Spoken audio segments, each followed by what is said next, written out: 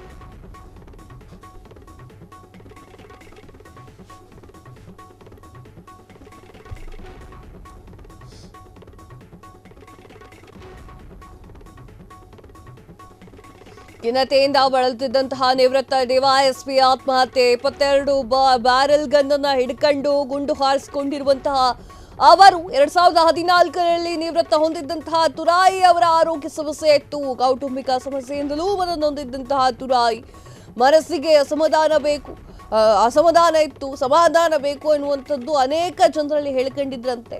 ಮಾನಸಿಕ ನೆಮ್ಮದಿ ಇಲ್ಲದ ಕಾರಣ ಗುಂಡು ಹಾರಿಸಿಕೊಂಡಿತ್ತು.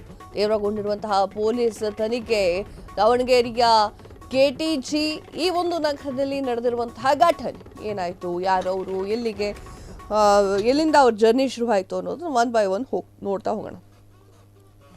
ನಿವೃತ್ತ ಡಿವೈಎಸ್ಪಿ ಒಬ್ಬರು ಬ್ಯಾರೆಲ್ ಗನ್ನಿಂದ ಶೂಟ್ ಮಾಡಿಕೊಂಡು ಆತ್ಮಹತ್ಯೆಗೆ ಶರಣಾಗಿರುವಂತಹ ಘಟನೆ ಸರಸ್ವತಿ ಬಡಾವಣೆಯಲ್ಲಿ ಭಾನುವಾರ ರಾತ್ರಿ ನಡೆದಿದೆ.